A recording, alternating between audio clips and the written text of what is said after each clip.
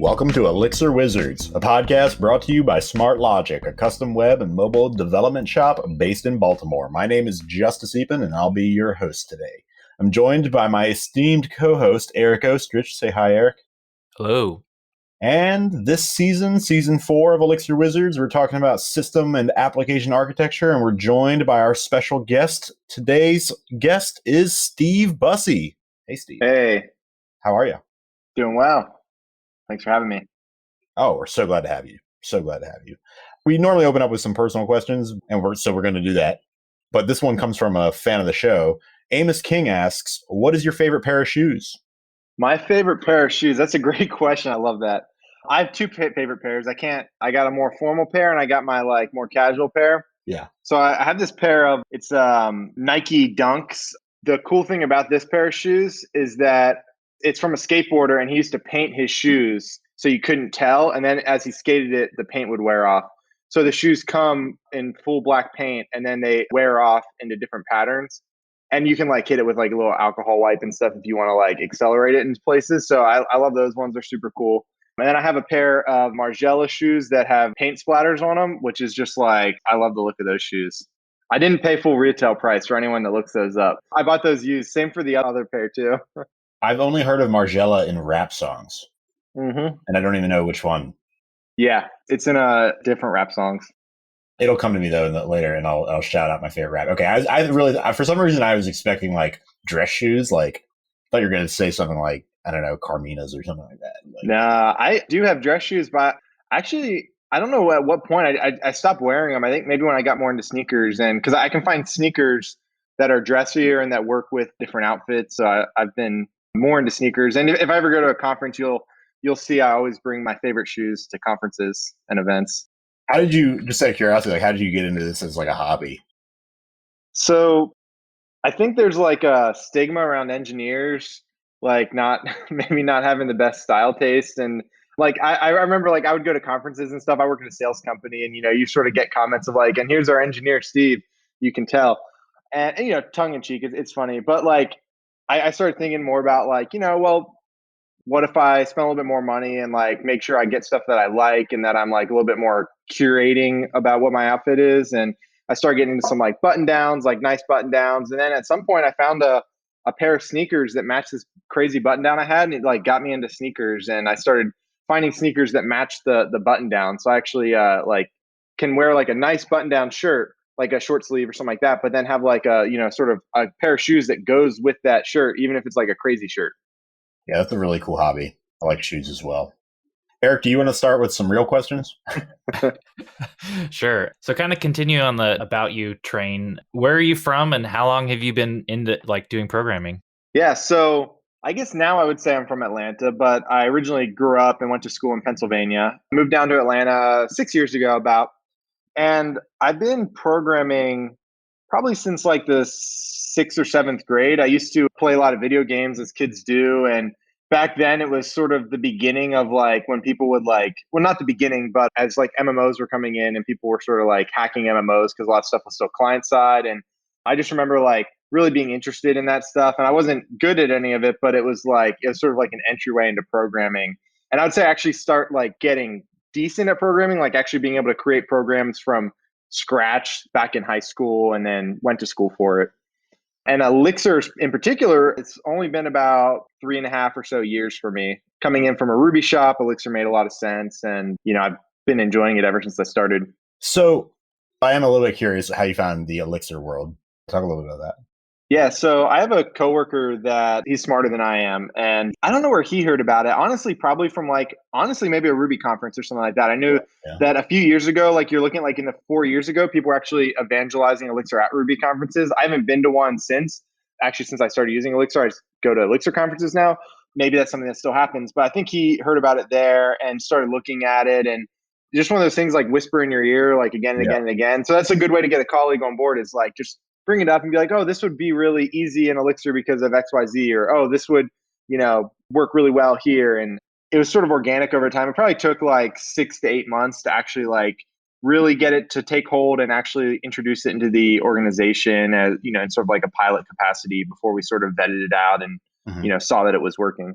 Can you say which organization you're referring Oh, to? yeah. Sorry. I work at SalesLoft in Nice. Atlanta. Yep. Cool. And we'll make sure that you have time to plug them at the end of the show. Now we do have actual technical questions. And I didn't mean to say that it was like more interesting and this, it was not an insult. Oh, yeah. This is what the people come here for the meat. They want to know about the tech. They want to hear about Elixir, man. But yeah, can you just talk about like architecture? Because the theme for this season is system and application architecture. And I think that this word kind of means different things to different people. So I just want to hear what it means to you personally. Like, what is architecture? Yeah. So to me, architecture is about identifying, planning, and even possibly mitigating decisions that are going to be hard to change. So I don't look at architecture as things like what is the class structure of your application or your module structure of your application, right? That's a very low level thing that you could change that out and probably, you're going to have a not fun time doing it, but you could change that out fairly easily. Right. But I look at it as things like, if you're in a microservice world, how are your systems talking to each other? Who's the authoritative source of things? We say things like, well, databases aren't really architecture because you can change them out, but at the same time, changing out a database sucks. I've only done it in the capacity of like a database to a very similar database, but I know that it's not something I'd want to switch out like very frequently, right? So that's something that, in the beginning of a project, maybe thinking about over time, what is this data storage going to look like in this data model? And so it's really about planning those things. It's not you want to solve it, but it's about if you see that there's a possible avenue to take that could make it easier to change in the future, it's sort of about finding and going down those avenues so that eventually if you do need to change, hopefully you don't, like hopefully everything goes great and it just works. But if you do need to change it, you have that avenue that you plan for yourself in advance. So one of the things that I feel like there's like you can architect a system and you can design a system. What do you think the difference between the two is? Yeah, so I just talked about architecture a lot, and then design I do think is a little bit different. I think design gets into the more nitty gritty of the code and the actual act and process of writing that code. So I would look at like your module structure as a component of design.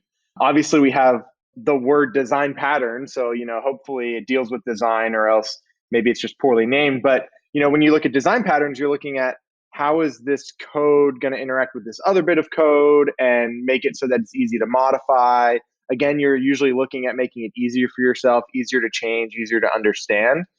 So design really fits into that more tactical act of writing code. And then I think architecture is a little bit more maybe the strategic side of code, if you will, a little bit more of the planning side and just trying to see different avenues, which is one reason why as an architect, I think a lot of people might thumb up their nose a little bit at a term like that because there's sort of a connotation of like the ivory tower architect that looks down on all the engineers and tells them what to do. But if you were all strategy, that sort of would be the case because you would not be doing anything tactically. You would just be telling other people what to do from a strategic perspective. But that's not what architects do. That's not, yeah. Well, I guess it could be, maybe at like certain companies, people fall into that trap.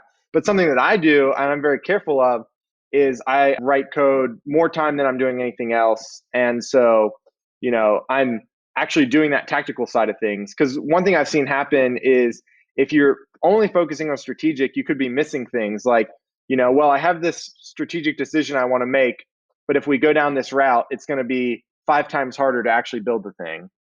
And so that's something that you need to actually consider in your trade-offs, or else everyone's probably going to hate you a little bit because you would be making decisions that are not taking their perspective into account and the things that they're going to have to do to realize that. I really like this idea of architecture being about the things that are difficult to change. I like that a lot. I'm going to think about it a little bit more, but I like that a lot. I think that one thing that's been coming up a lot in the Elixir world, and I think it's a product of Phoenix contexts, is domain-driven design. Can you talk a little bit about like what you think it is and what your opinions on it are? Yeah, so I definitely do not do domain-driven design. Like I haven't been taught it or really spent time like learning it in particular, because I know there's like books about domain-driven design and some people are very big proponents of it. So I don't have enough to be like, I don't like it or anything like that. I would say I do a light version of it, and I probably use context in a more forgiving way than some people do. So for me, the important part of domain driven design is making sure that things that are part of a subsystem that are different from another subsystem are separate from each other. So that basically the more that your subsystems that can be isolated, the more that they reach over and talk to each other directly is probably going to be like increasing the coupling of your system and could make changing a subsystem much more difficult. So let's just give an example. Like I work at a sales company. So I'll say the phone dialer and the emailer. These are two distinct subsystems. Placing phone calls is very different from making emails. But if somehow these two systems were like at the code level linked to each other, making calls across the boundary or doing stuff, it would be really hard to change the dialer because of your emailing code, which doesn't really make, that wouldn't make much sense and would probably be a pain to make those changes. So one aspect of domain-driven design and what Phoenix Contexts are doing is the encouragement, or at least putting it forefront in your mind that it's something you should be doing. Hey, I should actually separate this at the code level, separate that at the code level. And then it raises the question of, should I allow things to reach deeply into another space? So when I do Phoenix Contexts, I like to put all of my public interface functions at the top level in a module. And if you want to interact with that subsystem, you do it through that module via its public API. Mm-hmm. And I try to avoid those things that reach in like A.B.C.D and then call a function, because now you've increased the coupling of these two systems. And it's probably not as bad in Elixir because you have a compiler. Like if I was to change A.B.C.D function and I didn't change it somewhere else, I'd at least get a warning about that, or it wouldn't compile. But in other languages like Ruby, you wouldn't get anything. You would get a runtime exception. So hopefully you have tests and stuff for it, but that can be very difficult to figure those things out in a fully dynamic, non-compiled world. Okay. I think I hear what you're saying. Like I'm trying to understand with how is what you described with making all of your public functions at the top level module in Elixir, how is that distinct from decoupling like subsystems as like a domain driven design practice? Yeah, sorry, that is how I do that. So that's how I realized that decoupling that domain driven design once, I do that at the module level usually by like making sure that things have a very well-defined public interface. I think the difference is like when you get into true like people that are real strong DDD proponents, you're going to be looking at actually making those subsystems potentially impossible to talk to each other directly. Like there is no escape hatch. You must go through the public interface, which can be a little bit inflexible if you need something that would be difficult to do otherwise. Like you especially get into it if you're dealing with like a SQL database, which is you may need to do joins and stuff like that, which is inherently going to be coupling two things together. So I don't reach to the level of like in Elixir, that could be like umbrella apps where you actually have a domain. Their umbrella apps actually, at the compiler level, they don't have a way to talk to each other. They'd have to like sort of be tied together through the umbrella orchestration. This is a great segue because you're bringing up umbrella apps. I know that, Eric, you've got some opinions about umbrella apps, which I think amounts to like, don't do them. Maybe you could explain your position so I'm not misrepresenting it. And then Steve, could you maybe talk about like just respond to that?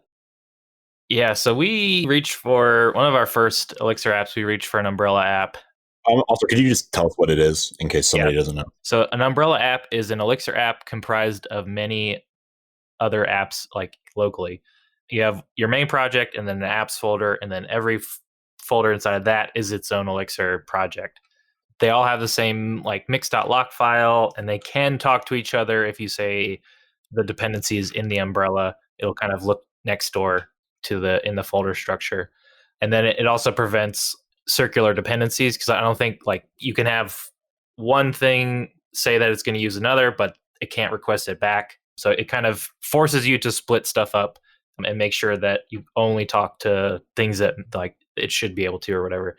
The reason I don't like them is because we reached for them way too quickly in that project's like life cycle.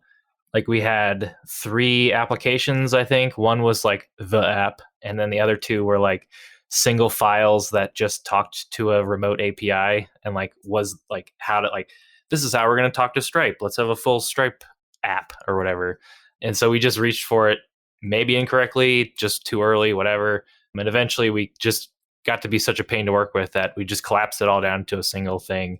So I feel like they might make sense once you have a bigger application and you kind of break things apart into pieces that make sense. Like I've got my one big side project. I've got what I'm calling a ponchbrella because it's not an umbrella and it's not a poncho because it's a single like Git repo, but they're just doing like .path .slash next to me to do it. So I don't know if it's better, but it's working. So For me, I saw this on Twitter and I wanted to work it into my week once. I think it's applicable here, which is I don't know enough to have an opinion about it because I haven't personally used umbrellas because I think the things that I've read have been to avoid them. And I think one of the big reasons, like something I do know about from reading a lot of documentation, is that libraries, and particularly when you get to things around deployment and how maybe some of the major libraries expect you to work, they do usually have like a, if you're using an umbrella, do this instead.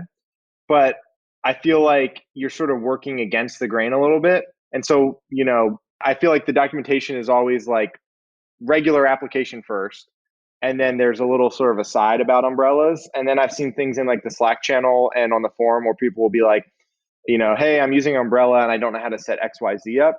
And it's just like a little bit more friction for them. And I haven't needed to use them because the applications I have, because I guess maybe it's because we're using microservices at SalesLoft for our Elixir apps. They're not huge domains that we're coding into an application. So maybe if it was a more monolithic application, the umbrella app would be a good way to split that up. So you still have one thing that you're deploying, but you're able to code it a little bit independently. So it'd be something that I'd be willing to try out on a project, but I don't think it would be like the first thing that I would reach for if I was building like a new complex application. Like let's say one that I intended to be a monolithic type repo. I don't think I'd reach for that umbrella right away just because I would want to reduce friction, and I haven't seen the need for it over the past 3 years. Right. Right. Yeah, this is a really interesting thing to think about. I would love it if anyone listening would reach out and share with us their experience using umbrella apps. Yeah, I'd be curious to, hear, especially if people have like success stories, because, I think it's probably, doing something well takes time and dedication. It's easy to sort of bow out and say, yeah, that didn't really work out. I'd be curious about people that put in the time and dedication to make it work. And they're like, oh yeah, this was actually a really good thing in the end. all right. So one of the reasons we brought you on was because you have a new book out within the last month, I think, called Real Time Phoenix. So kind of in the vein of that, when you start working on a new real-time feature, where do you start? Is it the front end, the back end, figuring out channel stuff, or what? Yeah. And so I know there's definitely different schools of thoughts here. What I've always been drawn to, I don't know, it just feels more natural for me, is to start thinking about the front end. I guess one way I think about it is I'm thinking about like, all right, what's the user experience going to be? How does the user want to, interact with this feature, and what are the different needs from that perspective? And then, I usually work my way from there. Sometimes, I might jump around. I might like figure out how I want the front end to be and then go to the back end and implement and then go back to the front end, especially if I'm just going to go like straight into building the channel application. Like I don't want, like sometimes I've done stuff where I'll actually mock out a front end. Like there is no back end server. I just have a fully operating front end.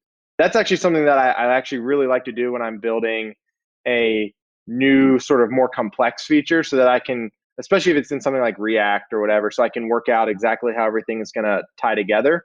I'll do just a completely fake, like everything's in JavaScript. There is no back end. And then I'll figure out how I want it all to work and to get the user experience right. And then I'll go and implement the back end from there. So usually you don't have too many restrictions. I think channels don't really give you that many restrictions either. It's not like you're going to have this front end design that you worked out and then go need to dramatically change it because you're using like channels or whatever, or it's going to be web request based. So for me, I like to figure out, what I view as the important thing, which is what's the user going to be experiencing. Mm-hmm. And do you have like a pre-code design process, like even prior to building out that front end? Do you have anything that, do you whiteboard? Do you sketch out on a piece of paper? What's your sort of pre-code process look like? Yeah, so it definitely depends here. Like if I'm doing a project for myself versus a project for work, because at work we do have sort of a process that we follow for making sure that, other people have sort of seen what you're going to build, at least like your general direction that you want to take, which we call feature development plan, so FDP. So we would put something like that together, especially if it was a bigger feature. Mainly the big thing there is you're looking for like pitfalls, like someone has some experience or some perspective that you don't have, and the goal would be that they can help tell you about that before you go and experience it in production. So that's something that I would do at work. And if I'm working with a team, there's going to be like whiteboard discussions and breaking everything up. It is a bit different if I was like doing something for myself. I generally, when I start a project for myself, I'm just starting sort of like, I'm doing like one right now, and I sort of have like a to-do list of like, all right, here's everything I want to do. It's sort of like my task management, I guess. It's just a markdown file or whatever. And then I will usually like flesh out like some of the general like data structures, that type of thing. But I sort of like to get right into it. So I'll do like more, especially when I'm doing stuff for myself, because it may be stuff that I just haven't done it before. So I'll do more spike type stuff, like write some code, make it not pretty. It doesn't need to really work that well. I just need to flesh out the idea. And then I'll, throw it out and actually make something better and copy paste stuff around and whatnot. So it depends. I personally like to just get right into stuff. And what I'll normally do, like I remember the first iOS app, for example, I ever wrote, I shipped it to the Apple Store, and it was for myself, so it wasn't work related. And the app ended up, I think the folder was still called Hello World in like the final thing that I shipped to the store. Cause I was just like, I was starting to get into it. And I started to flesh stuff out, and I was like, oh, I can actually see what I want to do here. And then I was just like, all right, let's just do it and go. And by the time I wanted to rename it, it was like, it was going to be so much hassle to redo it just because of like the iOS world that I was like, I'm just going to go ahead and ship it. What was the app? Like, what did it was called Noisy Dog Log. I took it off the store because no one ever bought it, and I didn't want to pay $100 a year. I had like an extra iPhone or iPad, and my dog, so we have a greyhound, and I think they're generally susceptible to getting separation anxiety during the day. And so rather than watching the webcam and having it being an active process, and rather than spending $250 on a new piece of hardware like a Nest Cam, I just repurposed my iPad. It would sit there and listen all day based on the ambient noise. If it got above a certain threshold of that within like a 5-second period, it would sort of start recording and register a push event. And then I would be able to get it from my other device and be able to see that, oh, hey, yeah, my dog is barking right now. I couldn't listen to it until he was done. So he had barked for a long time before, so I couldn't actually tell until the end. But, it was a cool little app, and it worked really great for me. I didn't really market it or anything or try to push it. Like in hindsight, if I wanted people to actually buy it, I should have done that better, but it was cool. Very cool. Yeah, we once, at my last job, we built an app that did that, except with human beings who snore. So there's definitely a market for it. Yeah. That's sure. So when you're developing new real-time stuff, what are some gotchas? What's the toughest part of developing real-time stuff? So this is the great thing about Elixir and Phoenix and what they've done. Developing it is probably the easier part of the process. I feel like the documentation for things like channels are really good. The front end client is really easy to work with, and so is the back end. So from that development perspective, I do think, there's not major gotchas there. When I saw issues was in the actual rollout process and shipping it into production. So an example of that would be the first real-time app that I ever did, the one that sort of spurred my desire to do something about it. And that do something ended up being writing a book about it and doing some like upstream contributions as well. Was, it probably took 3 to 4 weeks to build this app. And then the rollout process took 6 months because I would ship it out. And there's a blog post about like all the different things I ran into on StevenBussey.com. There's I think it's called Memory Isn't Free. It was about the memory issues I ran into. I ship out this app, and we're going to have to ship it out to tens of thousands of users. And I'd ship it out to 400 users and see that, all right, the server's taking up a gig of memory. So I do a bit of extrapolation from that and figure out that like, all right, I'm looking at like 30 to 50 gigs of memory just to get the connections for this real-time app all set up. And that process of undoing that and figuring out where I went wrong took a good bit of time and about, a good bit of load testing and whatnot.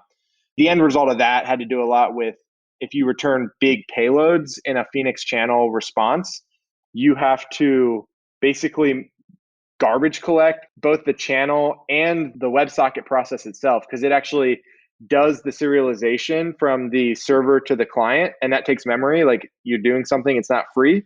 And that's not in the typical garbage collection path that Phoenix sort of provides you. And so you have to actually send it a message to garbage collect. So it's things like, all right, I need to make sure I'm triggering garbage collection at the right time. In that case, also, one thing I did was, if I'm going to have this big response go to the server and then get a big payload and send it back, actually just spawning a process to do that, let the process do the request and send the response. And then the process just when it's done making the request, the process goes away. So you don't have any memory garbage there because the process goes away and it takes all of its memory with it. Versus if you do a big request, or it could be a big database request or a big API request in the channel itself, you're hanging on to that memory now because there is latent memory for just sort of how Erlang's garbage collector works. If you miss the major garbage collection cycle, you could end up with a fair bit of latent memory sitting around. And that was a really frustrating process for me because I had this app that I wanted to ship and I just couldn't ship it because it was going to take up more resources than any other app in our cluster. Mm-hmm. Can you talk a little bit about testing real-time features? Because I think that's something that probably confuses a lot of people when they're getting started. Yeah. So as usual, I'd look at like two types of tests for real-time features. You're going to have your typical unit tests. Mm-hmm. Then you're also going to have, I guess there's three types. You're going to have that unit test. Maybe you're going to have automated integration tests, and then you're going to sort of have that human integration test as well. So for us, we have a QA team that is doing manual testing of the application when there's new features to make sure that things are working as expected. So the Elixir-based unit testing, there's good libraries for it, but it can be a little bit weird. I think, testing in Elixir can get a little bit complex because you're dealing with processes. So you're not like in one process and you're just going through tests. You're spawning off a different process for the actual channel. Maybe you have a global process somewhere. You have to worry about how those things are going to interact with the database. Maybe if you want to mock something, you have to worry about how that mock is going to get into the inner process. So it can be a little bit tricky, but there's paths forward for all that. You can write really good unit tests for all of your real-time features, and Phoenix provides that out of the box with channel tests that comes with Phoenix, and LiveView as well. Now that LiveView's out and coming into maturity, there's good testing for that and to make sure that your LiveView is working properly, and it benefits from channels because it's built on top of channels, so you're getting a lot of that strong foundation there. The other really important thing that could be missed, especially if it's like a small team or a new project, would be that human integration test of actually going through it and trying to put weird situations in place. One of the ones that we ran into, for instance, was around everything's connected, your laptop's open and everything, and then you shut the lid, and then you walk away for an hour and you come back and open the lid back up. And we ran into some issues where it wouldn't reconnect. So that was one where it's like, all right, let's figure out what's going on there. And unit testing that or integration testing that automated is going to be just really hard to do. So there is sort of that human aspect that's so useful. And then there were other things as well that would come up in the testing world that our QA team probably found 3-4 different things that we hadn't thought about in the actual development, and are things that would be probably not come up too often, but we were able to find them and get them caught. And I don't know them all off the top of my head because it's been a little while, but it would be stuff around, and usually particularly to our application, how reconnections would work. We also have a Chrome extension. How would the Chrome extension work throughout this life cycle? Those sorts of things they were really helpful in. So you mentioned LiveView in that. Do you use LiveView? What are your thoughts on this? Does LiveView replace 90% of the book that you wrote? So yeah, that's a great question. So one thing I mentioned previously is that LiveView is built on the foundations of channels. So I do think there is this important aspect of understanding how channels work and understanding what you can do with them, because you can do the same things with LiveView. So for example, if you're building a data pipeline, you need to move data around your system and eventually get it to the user's LiveView. That's going to be exactly the same between LiveView and channels because it's based on Phoenix PubSub. So you're going to need to know those exact things. Deployment, you're going to run into the same issues there because you're running with WebSockets, and LiveView is based on channels. So it's going to have that same story of deployment and the different things you should do there.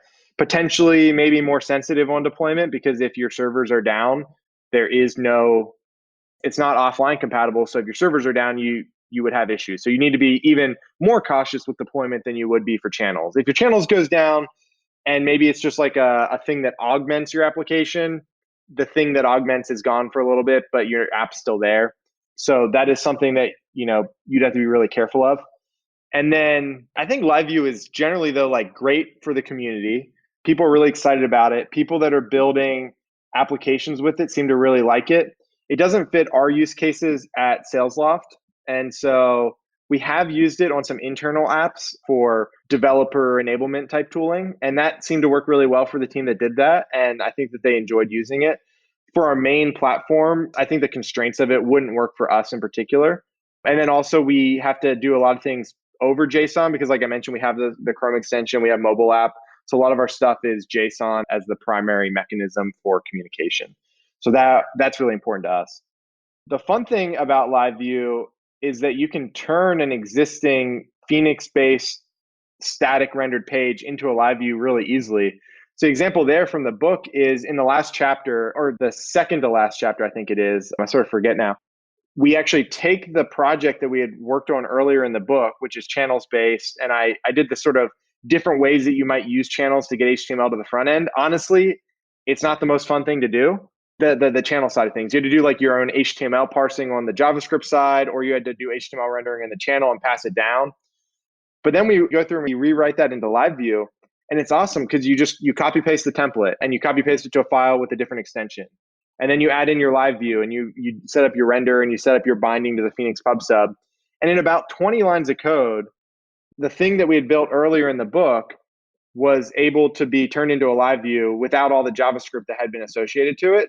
So we removed the JavaScript, so we had less code, and we didn't have to go and rewrite anything. We just added the LiveView stuff because we were able to utilize the same templates other than a changed file name.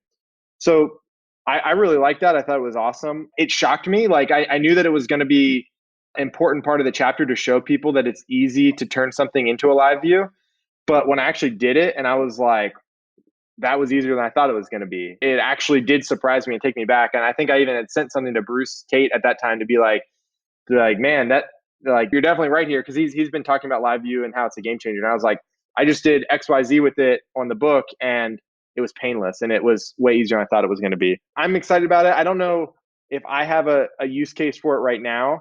Maybe in the future I'll have a use case for it. I think people that are using it, seem to really like it.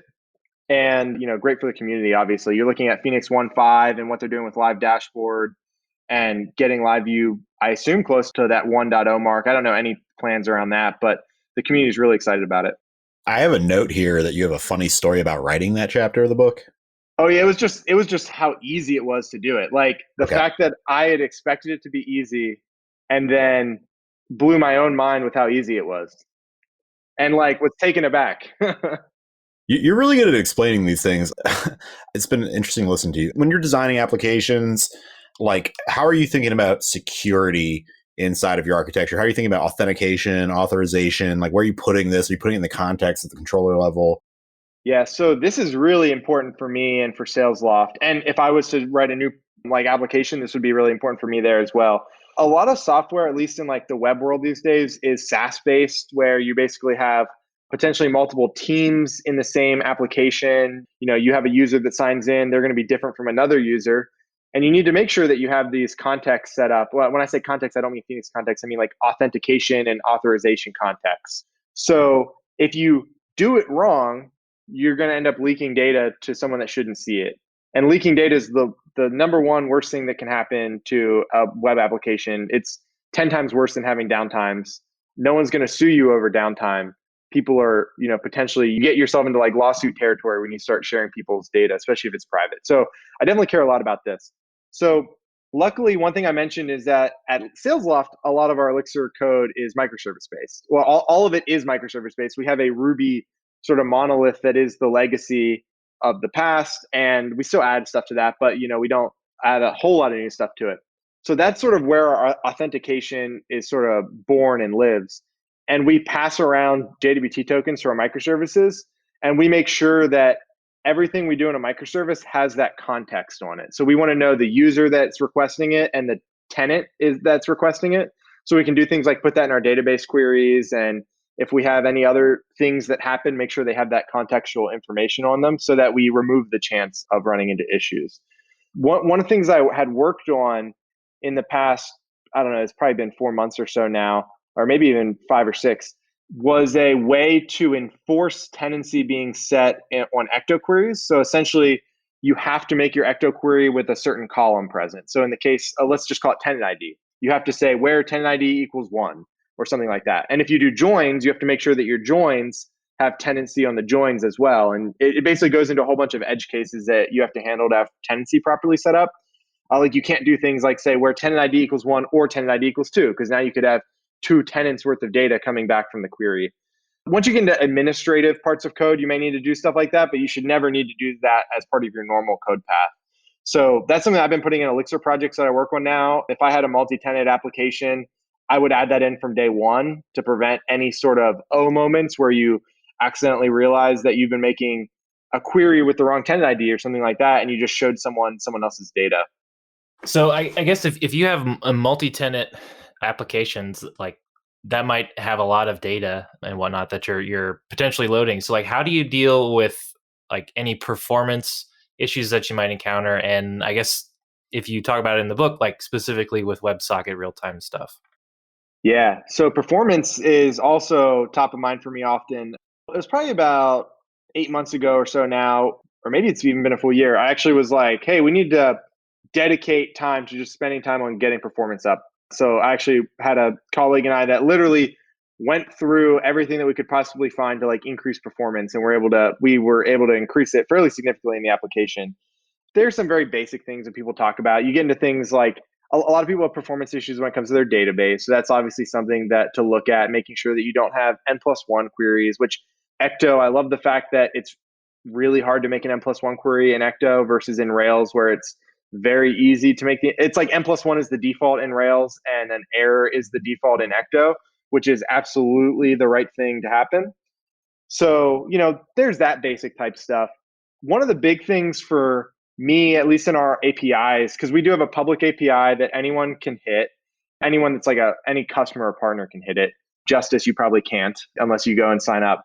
So people are hitting this and they're often doing things like, I want to slurp all of my data down, which usually you don't need to do, but people sort of get it in their head that that's what they want to do. And they want to do that every hour to check things. And it's like, yeah, there's probably better ways to do this, but I can't stop you. Like, you're allowed to use the API.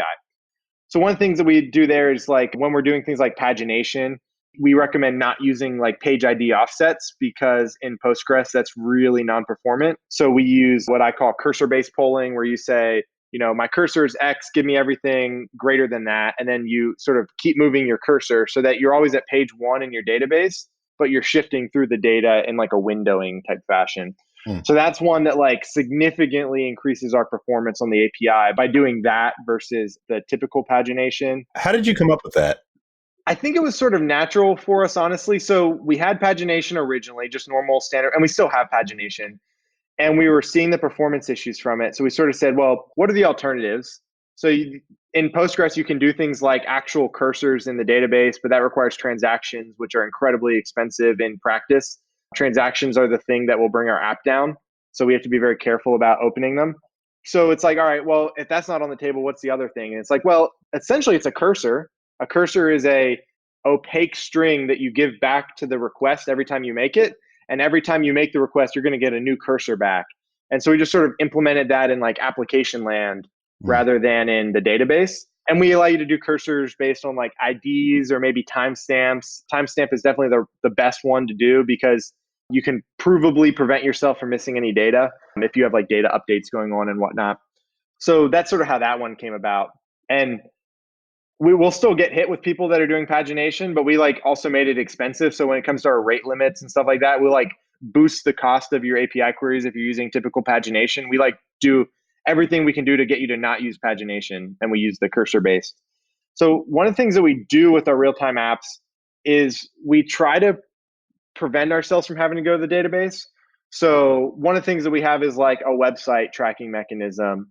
And rather than going to the database constantly to figure out who's on that and to send those updates down to know who's on your website that are your prospects, instead we keep that in memory so that anytime that the channel is asked or it needs to be updated, everything's in memory. So you have these very fast performant queries, especially with the amount of throughput that happens on that service. That's an important one.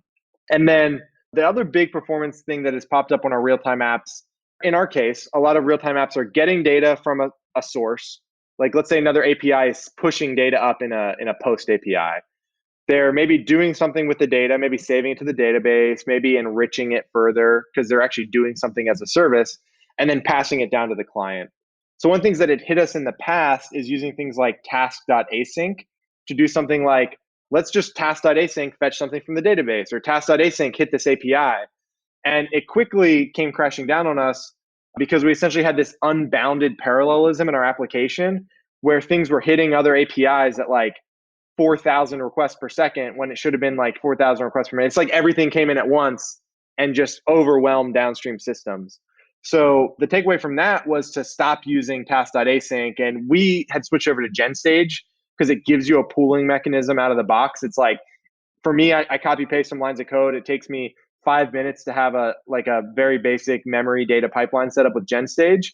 So that's what I've been using on those types of projects. And the big reason for that is that controlled parallelism. So you, instead of having 4,000 things reach out to an API, maybe you have 30 things that are able to reach out to that API at once. And honestly, the things happen so quick anyway that we don't see any issues from that. We're able to have really performant data pipelines still. And that is a chapter in the book. That's probably the one that I was most excited to actually write, which is about how to write a data pipeline. And I think it's called the performance pitfalls. It's looking at things that can really drag your application performance down. So having an unintentional data pipeline is one of those things. So if you're calling like task.async to do things, I would say that's usually unintentional. You haven't really planned out what's the ramifications of doing that. Not to say there's not use cases for task.async, but in my experience, when I did that, it was because I wasn't thinking ahead and planning it out. Or if you're in a channel is a process. Yeah. A process can handle one message at a time. So if you're sending a lot of messages to a channel and expecting them to respond back quickly to you, you either need to make things async by using like spawned processes that can respond back to the client. That's something that Phoenix Channel supports out of the box. And I just had even read a forum post today where someone was asking about how do I do this in Phoenix Channels because I'm getting delays because things are backing themselves up. So Phoenix provides that out of the box. So that's another thing, is like making sure that you're not overwhelming your channels with expensive operations. Could you talk about like some of the deployment considerations one might want to be aware of when going to production with a real-time application? Yeah, so that's a really great point around deployment. I think that we have it fairly good now, but there's still a lot of gotchas with it. So the biggest gotcha with deployment of real-time apps is that when your application is deploying, unless you're using hot code reloads, which I think most people in the community are probably not using hot code reloads today, unless they have a very particular use case for it. I'd say most people are using like a more classic sort of, bring it down and bring another one back up type thing. That's what I use. So if you bring it down so that it can come back up with the new code, your clients are disconnecting and then reconnecting. And it might only be a half second that takes, but that's a point of downtime in your application. And you can even get things where you come down, you come back up, you connect to a server that's also about to come down. So you come back down again, you come back up. If you had 20 servers in a rolling deploy, the chance that you're going to get multiple failing servers is very high. So that's something to consider when you think about uptime availability, especially with something like LiveView, where your application actually, you want it to be as up as possible. So I would personally be more careful if I were deploying a LiveView application just for that. I would be thinking about, what's the ramifications of the server going down and whatnot. The other thing that can happen is you can end up overwhelming one of your servers really easily. So, with a WebSocket connection, you are connecting to a server, and then you're just basically going to stay there until you disconnect, which could be hours. I've seen WebSocket connections last days. People just like leave their desktop up and they have a page open and the WebSocket connection's open. So load balancers are typically a little bit more passive, where it will be when a request comes in, let me load balance it. And maybe even, you can do things around like the number of connections that are present, but at least the ones I've worked with and the ones that are on like Amazon for our application don't have that option. They're just like route it in like a round robin fashion. So we would do a deployment and end up with, one or two servers that have 10 people connected and one or two servers that have 10,000 people connected. So you get a big disparity. And let's say that you were then getting alarms going off saying you have load issues. So you say, oh, let's add some new servers to the system. Well, those new servers are going to come online with 0 people connected. So you didn't actually help your load problem.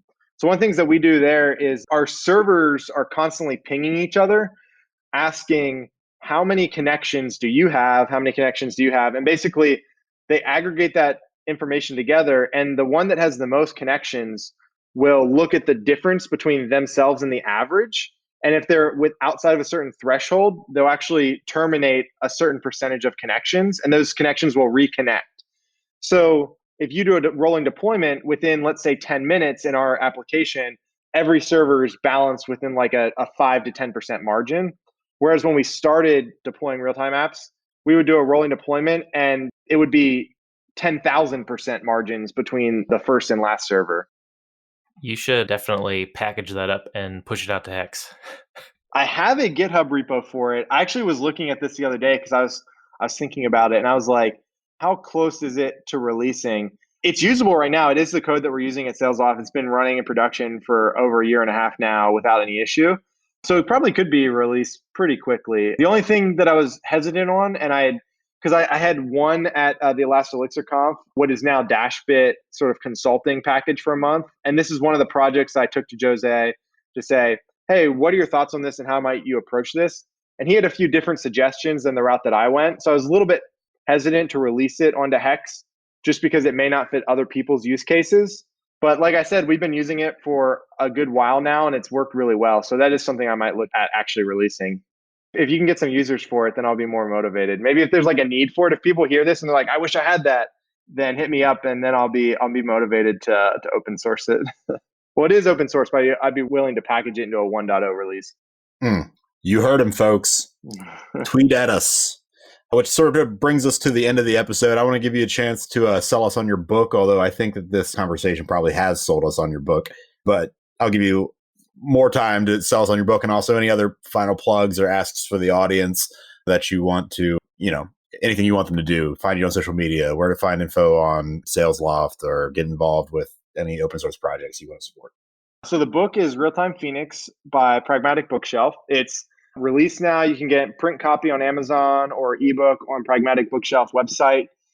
I think if you're hesitant about it, I would suggest looking at some of the different customer reviews and seeing what people have thought about it.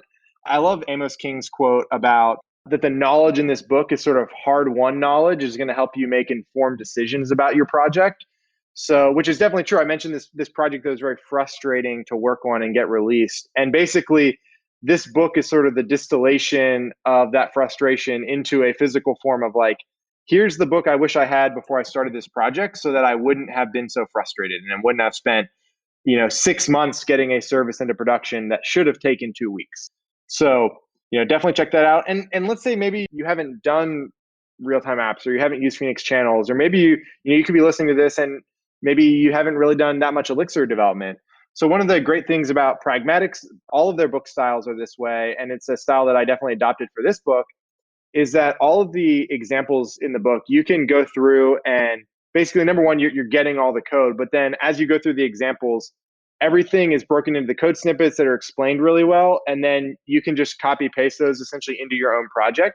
So let's say that you don't know Elixir that well and you're reading the book, you could just type the code. Maybe you don't fully understand all the Elixirisms yet, but as you go through the book and as you see more Elixir, things will start to click and you're not going to get hung up on the small things of like, this project is just not working, because you can just grab the code from online and use that, or you can just enter the code exactly as it is in the book. Got it. Eric, anything else we should talk about before we sign off? I think we're good. Steve, thank you so much for being on the show. Thank you for having me. I enjoyed it. And we'd love to have you back sometime. That's it for this episode of Elixir Wizards. Thank you once again to our guest, Steve Bussey, and my co-host, Eric Ostrich. Once again, I am Justice Eapen. Elixir Wizards is a Smart Logic podcast. Here at Smart Logic, we're always looking to take on new projects, building web apps in Elixir, Rails, React, infrastructure projects using Kubernetes, and mobile apps using React Native. We'd love to hear from you if you have a project we could help you with. Don't forget to like and subscribe on your favorite podcast player. You can also find us on Instagram and Twitter and Facebook, so add us on all of those. You can find me personally at Justice Eapen, and you can find Eric at Eric Ostrich. And join us again next week for Elixir Wizards for more conversation about application and system architecture.